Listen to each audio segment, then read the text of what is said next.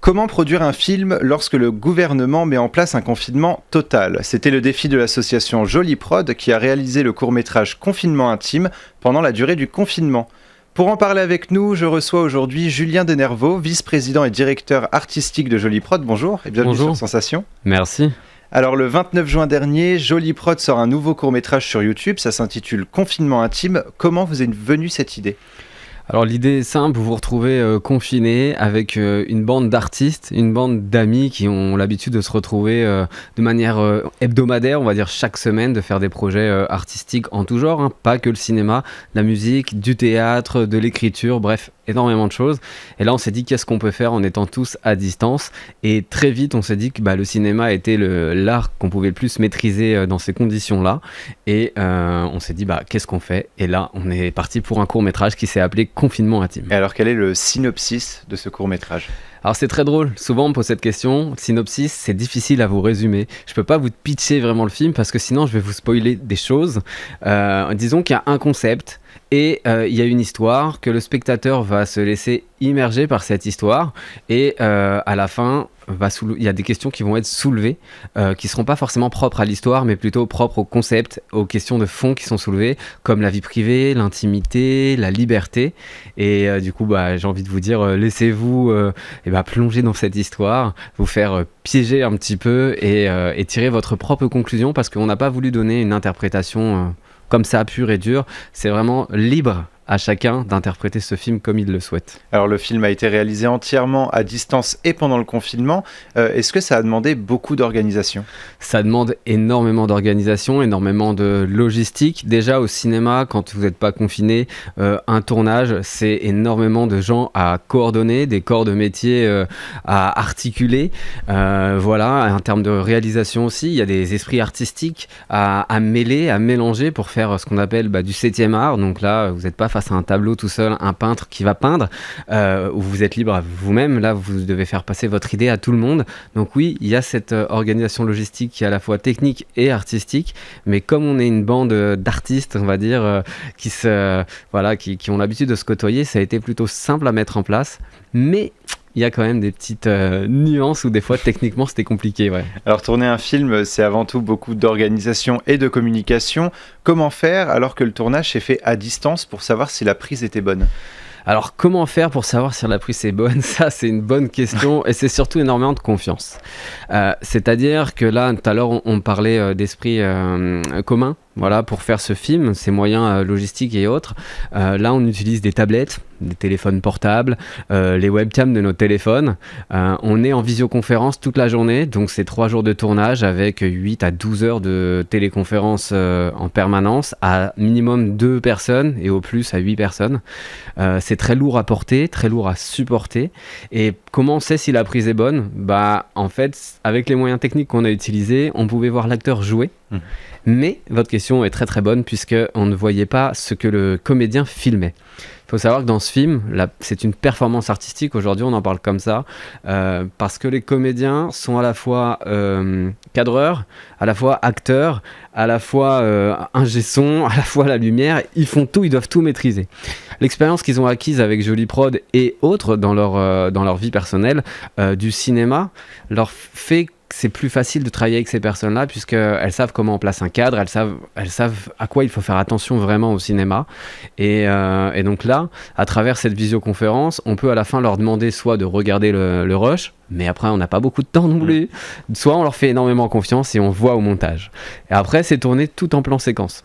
C'est-à-dire que pour les acteurs, ils sont 2, 3, et on est monté jusqu'à 4 acteurs en même temps, donc confinés dans 4 appartements en même temps différents.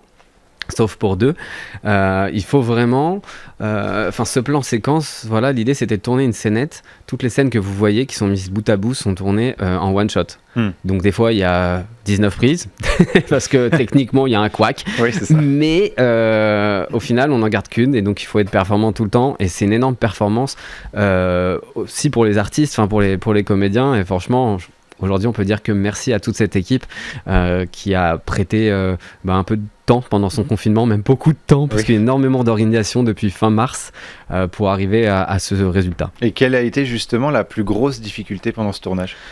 Je pense que la plus grosse difficulté, c'est de faire comprendre à tout le monde les moyens techniques. On a des comédiens qui sont à l'aise avec l'informatique, d'autres un peu moins, et ils vont se retrouver confrontés à une situation. Je pense à une comédienne, par exemple, qui se retrouve dans son placard. Elle joue vraiment dans un placard. Il faut savoir qu'elle a 3 enfants. Elle est confinée chez elle avec son mari, ses 3 enfants. Elle se retrouve dans le placard et il y a ses enfants qui font du bruit. Il faut leur demander le silence. C'est très compliqué, des enfants à bas âge. Et après, techniquement, il faut encaisser. En plus de la gestion que vous avez à côté de votre vie perso, il faut gérer techniquement, donc d'avoir un ordi en face de vous, un portable qu'il faut prendre dans le bon sens pour que ça soit cohérent avec tout le monde, gérer la lumière du placard, etc. Toutes ces conditions techniques qui sont différentes chez tout le monde en fonction du matériel disponible et des compétences de chacun. Ça, c'était, je pense, une grosse difficulté. Et la direction d'acteur aussi est un peu difficile puisque on passe par une interface, un écran. Oui. Voilà. Aujourd'hui, les écrans, on pourrait en parler, on pourrait en parler pendant longtemps, mais cette interface n'est pas facile pour transmettre une énergie. Et les comédiens entre eux ne se voyaient pas. Ils devaient s'entendre juste avec des oreillettes et ne pouvaient pas se voir et se faire entièrement confiance. Et justement, vous le disiez tout à l'heure, les moyens techniques étaient réduits. Les acteurs ont tourné avec leur ordinateur, leur téléphone ou leur tablette. Et en même temps, on dirait que vous avez voulu construire le scénario autour de ces objets un petit peu high-tech, ou je me trompe ? Oui, puisqu'aujourd'hui, pendant le confinement, même on va commencer avant le confinement, on sait que la place de la technologie, elle est très importante aujourd'hui pour l'humanité, sur la planète, il y a un impact technologique qui est pas négligeable et bref, on va pas débattre là-dessus. Pendant le confinement, ça s'est accentué puisque pour créer du lien social, on a utilisé cette technologie qui parfois nous éloigne puisque avec tous les réseaux sociaux ou autres, parfois on se retrouve très éloigné à être seul sur son smartphone dans un bus alors qu'il y a 30 personnes autour de nous, on pourrait peut-être créer un lien social. Là, mais on va chercher du lien digital par contre. Et ce lien social, on l'a retrouvé avec la visioconférence. Vous, tous les auditeurs, tout le monde a cherché à parler avec sa famille, ses proches, ou même pour le travail, en travaillant. Et donc on s'est dit, tiens, on va utiliser ça, on va essayer de montrer la place de la technologie aujourd'hui et ce que nous on peut faire avec ce petit paradoxe. Et et pour insister sur des notions de vie privée, d'intimité, de liberté, où sont vraiment les limites à notre liberté aujourd'hui. Quand vous faites quelque chose, vous êtes toujours limité d'une manière ou d'une autre, il y a toujours une règle. Voilà. Et donc, vous le disiez aussi, les acteurs jouent leur propre rôle, mais aussi le rôle du technicien. Ils se sont occupés du cadrage, de la prise de son, du décor et de la lumière. Ce sont des éléments qui sont importants pour le bon déroulement d'un film. Est-ce qu'ils ont eu une formation express ou est-ce qu'ils ont été obligés d'apprendre sur le tas ? Alors, on s'est tous adaptés, j'ai envie de vous répondre. On s'est tous adaptés. Après, on a tous l'habitude de travailler ensemble et de faire des films. Comme cet été, on tournait un film avec des acteurs de Confinement Intime qui étaient réalisateurs, qui ont réalisé aussi une bande-annonce dans Confinement Intime, qui est une bande-annonce d'une télé-réalité qui va sortir là, indépendamment sur les réseaux sociaux, qui s'appelle Les Confinés, qui a été réalisé par Florine Célestin et Alexandre Bidou. Cet été, on tournait aussi un film qui s'appelle Dormez je le veux, qui est une pièce de Feydeau qu'on a adaptée en long métrage. Donc tout le monde a des compétences de réalisation, d'acting, de cinéma, etc. C'est juste un exercice supplémentaire. C'est un exercice supplémentaire, une difficulté d'harmoniser tout ça. Après, on avait quand même la chance d'avoir certains qui sont en école de cinéma ou autre. Par exemple, je pense à Johan Chaperon qui était aussi script sur ce film, qui joue pas à l'intérieur mais qui a mené un grand rôle tout au long du film.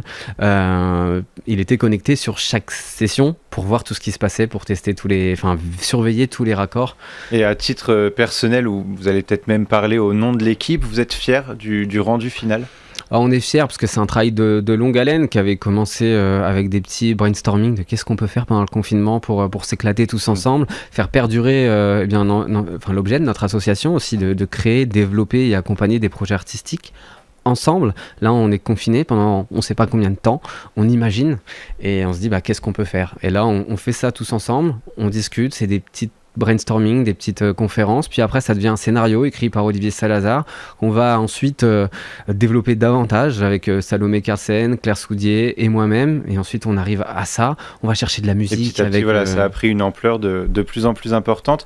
Votre court-métrage est à retrouver sur votre page YouTube Jolie Prod ou sur votre page Facebook. Oui. Je rappelle que vous êtes co-réalisateur du court-métrage Confinement Intime. Merci beaucoup, Julien Denervaux, d'avoir été avec nous. Et pour revoir ou réécouter cette émission, rendez-vous sur notre site et application Radio Sensation.